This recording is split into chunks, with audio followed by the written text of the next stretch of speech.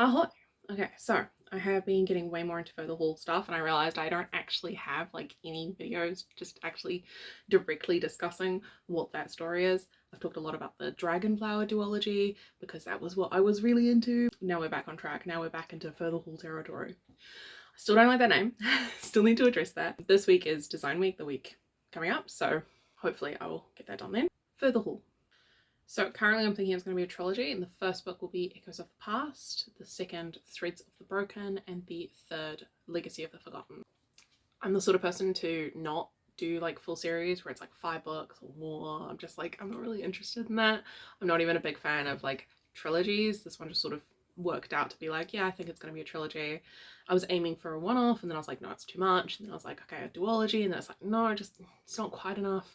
So it's a trilogy. So I'm hoping not to fall into that second book or second season lull. First book or season or anything, it's like it's almost its own contained story, and it's more to get an audience. And then the second one is kind of like, oh yeah, by the way, we're going to continue this on, and they're scrambling, and it sort of sits in this really weird middle place. So I find I'm most likely to put books down if it's the second book, and I'm most likely to like not continue a show if it's the second season.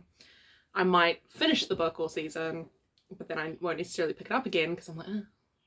So hopefully I won't fall into that trap. But that's generally why I avoid like trilogy or series. I mean, it's not entirely. I also like endings. I like it when things end. I would rather sit there and be like, oh my god, that was a great story, and like the ending was like heartbreaking, than be reading something like forever. Having said that, like I just glanced up and I've got like One Piece all around. But generally, I like things to end.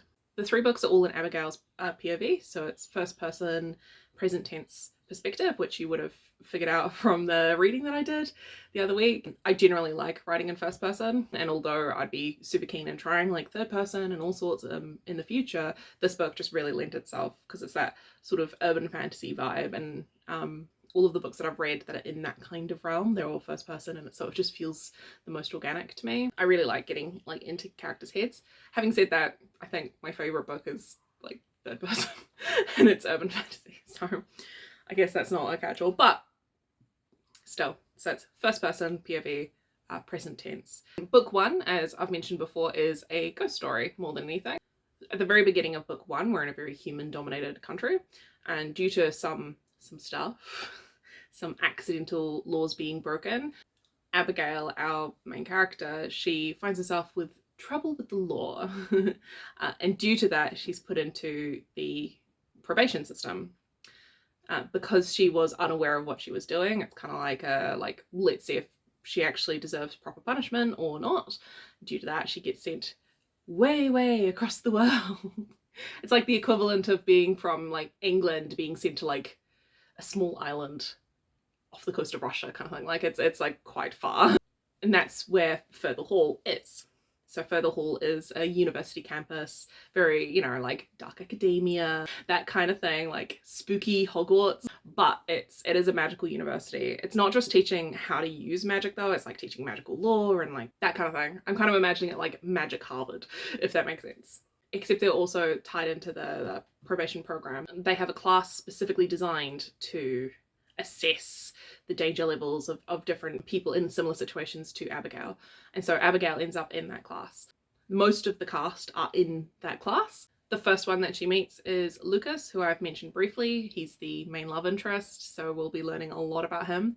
But we also have Ori, Andro, Tommy, Eris, Maxwell, Rajni, Nikolaj, Emil, Alechi, Dres, and Theon.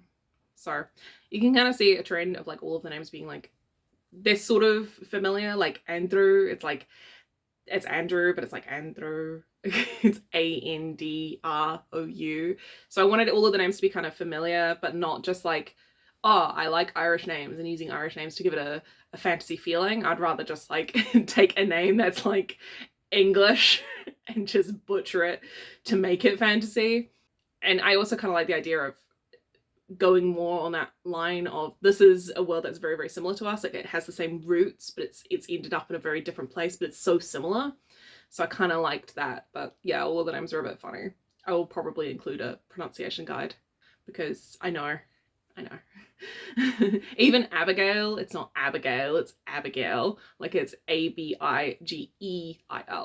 The only name that's just like a name is Lucas. I suppose Theon might be, but it's not a super common name nowadays. But like, it's just Lucas. Lucas is the only name that's just a name. So that's the class, and they have a wide range of personalities. Something I did a little bit differently, I've been working on this for a very long time, I think since 2019. I've been developing the characters for quite a long time. They've had lots of different name changes and all sorts. Ori especially, she's had like 1,000 different names. She was Elise for a bit, she was Jo for a bit, like she's had a lot of different name changes. So they've had a few different name changes, a few different like personality changes. There's some characters that were completely removed and like new characters put in. Something I did differently recently was I was like, is there some sort of structure, some sort of way for me to just be like, that's the character, and I'm able to like get a lot more out of that without having to sit down and write down exactly what they do in different situations.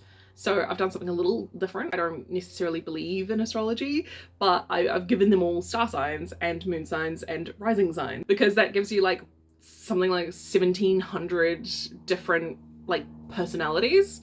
So I was like, well, that could be really interesting. And then what I can do if I'm like, oh, what would this character do? Oh, I don't know. I can just put in their little star sign thing and just read a little, like, essentially a synopsis of what their character is. And I can go, ah, okay. So it's just a little easier to inform, especially side characters that I don't really want to spend a lot of time figuring out exactly what they do in different situations. And as a bonus, I'm not going to have like the same like year situation. Like we're not going to have January, February, March, April, May. Like they're not going to be the same months, but it can inform like the time of year this person is born. So for example, Tommy is a Sagittarius, so presumably he's going to be born somewhere around this world's version of Christmas, you know, early winter, that kind of thing. So it's kind of, it's ended up doing like a few birds with one stone kind of situation, which is actually quite helpful. And I'm considering doing that with other things. Maybe not if there's like, it's quite a small cast, because this cast is so big. I think it is quite helpful. Not only am I trying to have all of their personalities be quite distinct, but I want them to be from all over the Federation, which is something that I need to further world build and all of that. I've got a basic map, but I don't know exactly what's what. I have a basic idea of which characters fall above the Dread Rift and which characters fall below, which doesn't make any sense if you haven't seen a map. The only characters I know for certain are Abigeil is from Medan, Lucas is from, he was born on Gadron Island, which is where Fyrthol is, but his parents are from what was Llywarch. Maxwell's family was Medani, but they fled the country. And Eris is actually also from the country that was once Llywarch. Those are the only characters that I know exactly where they're from. The rest of them I'm like, I think they're from like this country, but I'm not 100% sure, and I still need to figure out the map, because it's not really that important. It's more, oh, where are the characters from? As opposed to we're running across the world and we need to know exactly where everything is. As long as I know roughly some stuff about Medan and Gadron Island, then I'm okay. So I'm not really focusing too much on that. Having said that, one of the things that I do really want to do is get a little bit of a better world map.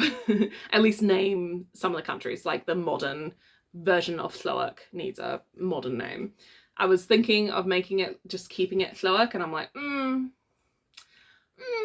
I think after 10,000 years it would be a little different, but I'm not sure exactly how. Like it might be like the Kingdom of Llywarch, you know, like it might have a more extended name, or it might have just a slightly different name or something. Like Medan is already quite similar to what it was 2,000 years previously, because Medan was called the Midlands. So during the Dragonflower story, if you hear about the Midlands, it's actually where Abigeil is from in Fyrthol. It's just that now it's called Medan. So she's on this island and we've introduced the classmates. Some other characters that could be somewhat relevant are a couple of the tutors. So I've named all of the tutors that she would be in contact with and given them like which classes they would be. But the only ones that are really important are Dr. Huxley, and this is another character I've changed. I've changed her name like so many times. And technically she's got like 3 names now. It's very confusing. Miss Durand. She's been like Miss Scarlet, Miss Ward, Miss Durant with like a T, and like Miss Durand, and she's got a lot of different names. She was called Miss Ward the longest, so that's the name that always pops into my head, but her name currently is Miss Durand. It's one of the reasons I actually want to change Fyrthol is because it's not because I don't like the name, I quite like the name, but I get the feeling that the more that I've looked into the languages, I don't think it makes sense linguistically within the world. So that's why I want to change that. But that's the sort of the main cast. So we got the 13 students in the probation class, including Abigeil, and then the 2 tutors. And then pretty much everyone else is just like, maybe the other tutors will be mentioned. Not every single class member is talked about at length. Certainly some are going to get more screen time than others. Ori, I'm imagining, is going to be there quite a bit. Eris, 100%. I just really like Eris. I think she's a real bitch in the best way. Drais is already written into the plot quite heavily as well, so there's definitely going to be some that are in there more than others. Like, I've been trying to make sure that all of the characters, there's like some she gets along with, some she doesn't, and she gets along generally quite well with everyone. There's no one that like outright hates her, but there's a few characters like Eris who's just kind of like, I don't really like you, like what's the point of you? So I'm trying to make it a bit more balanced, and then as the story goes they'll have more strong opinions, and their thoughts about her will obviously change because of her actions.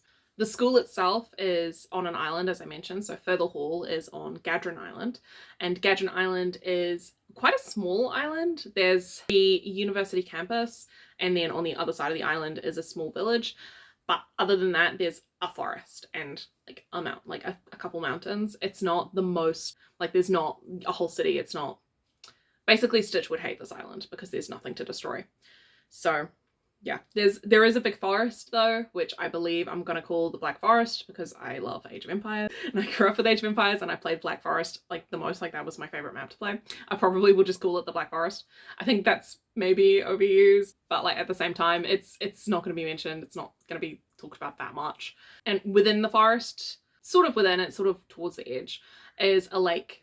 So those are the main things that you need to be aware of really on the island. Is the Fyrthol University campus and the lake are the most important features. The forest I'm sure will be mentioned, the village I'm sure will be mentioned, the mountains will be mentioned, but the only actual locations that we really spend time at are, it's mostly the university and a little bit the lake. As mentioned, this first book is a ghost story, so that ghost, you can probably guess, something to do with the lake. I don't know exactly which chapter that becomes like a thing, but I know it's in the first half of the book, so it's not like a major spoiler. If I were to tell you like all about the ghost's backstory, that would be. But book 1 is about the ghost. Book 2 sort of expands from that, and then book 3 is the conclusion about like everything. But the ghost is only really in book 1. The only one that's actually like a ghost story is book 1. I'll be keeping it pretty like sort of gothic-y throughout all of them, I'm sure. It's hard not to when you've got a very old creepy university as your setting. So we know about the characters, we know about the setting. What else? World building. I suppose we can talk about magic. Magic in this universe, it's not something that you just learn. Humans and weavers are actually different species. So they're not, but they are. Essentially, humans evolved from weavers. So weavers are the magic users. Humans are essentially just them, but unable to use any magic at all. In the Dragonflower duology, technically everyone is a weaver, but they don't know it yet because humans haven't been born just yet. Like that story takes place right around the brink when humans are starting to be born. People who just literally cannot use magic. That doesn't mean that everyone's using magic left, right, and center in the Dragonflower duology or anything else set around that time. It just means that like it's more treated like anyone can use magic, anyone can learn it, but it doesn't mean everyone does. Whereas in the modern day with Fyrthol, it's much more like every weaver wants to learn magic because it's the thing that makes them special and unique and different from humans. So it's much more encouraged. So much more weavers in the modern day know magic. Also, magic works a bit differently now than it did back then. There are a few different forms of magic, which really just mean like the different ways that you control it. It's a little bit like programming languages. So you can get the same result through different programming languages, but they're different languages. The first and probably most like important to the story is transcription, which is all of the written symbols. It's all like magic circles and runes and all of that. That would all fall under transcription. Then the next most important is probably incantation, which is the spoken word. The third is what I've dubbed as kinetic. So it's like movement. So that's all of the like hand signs and that kind of thing. There's also potions and whatnot, but the main 3 transcription, incantation, and kinetic. Magic itself cannot be seen. It can be felt like within you. So like the way that weavers work, it's more like they are batteries for magic, and then they use that magic, the magic that they have stored. So they can feel the magic that's within them, but they can't really feel magic outside of them unless they're specifically very sensitive. It's not out of the realm of possibility for people to be able to feel magic, but it's not like a super common thing. It's a bit like how some people can taste smells and other people can't. It's just, there's some people can't smell anything, that would be humans with magic, and then some people can like taste smells, and that would be weavers who are a bit sensitive, and they're like, oh, I think that there might be a bit of magic here, but it's not like there's magic here, it was this at this time. It's not that kind of thing. And you can't see magic happening, you can potentially feel it, but mostly you just see the results of it. I was thinking about maybe talking about some of the figures that they worship in the modern day, but I think I would rather dedicate a whole video to that because I'm still working on it and there's a lot that goes into that, and that would also move on to like the religion that surrounds them and the festivals that are celebrated because of them. So I'm not going to do that in this video. But if you're interested, definitely tell me and it will urge me to do that a little bit more. Same with things like actual history, things like the Federation, the laws and how the Federation works. The reason why the Federation exists, so that's because of a world war called the Dreadrift War, but I can go into that a little bit more as well. It doesn't have any direct influence on the story. It does affect some of the aesthetics, especially within the more human-dominated areas, but this will happen like 160 years ago, something roughly like that. There's nothing like directly influenced, it just influences the sort of basic standing of the world and the creation of the Federation, blah, blah, blah. So I can definitely talk much more about that. So there's the Federation, all of the war and history stuff, and then there's the religious figures and the festivals and all of that stuff I can definitely go into at some point. I do need to work on both of those though before I do that. So if you are interested in either, definitely tell me and I will bump that up the level of focus. The other things that I need to work on is the map, so I could definitely do a whole video talking about that. So the Gadrin Island map is almost complete. I need to do the Fyrthol campus map. That's the only thing left really for that. The world map as well. The world map, if I were to talk about the Dreadrift War and some history, then I would want that completed before that video so that I could be able to go, oh yeah, so it happened here and it was these people, and it might make it just a little easier to figure out the world. The Gadrin Island map will be helpful if I talk about more about the story, so I can be like, okay, so they're here and this is where that is. It's pretty much complete. I've got a good sketch of it, but I don't have the actual Fyrthol campus on it yet. It's like the island but no buildings, so I need to finish that up for sure. It's almost done. So those are the main things that are like on my to-do list to do with design, which is what this coming week is, along with renaming Fyrthol because I don't think it works. It might work, but I need to figure that out. What I have been working on is the draft 2. So I've now got draft 2 of chapter 1 done, and I've got draft 2 of chapter 2 almost done. It's like I just need to go over it again because I think I reused a few words like way too many times. I need to fix that up a little bit. Next week, I think I will be doing a reading of that draft 2 of chapter 1, which will be fun, and I will compare that to what I did with draft 1 and like the changes that I made and why I made those changes.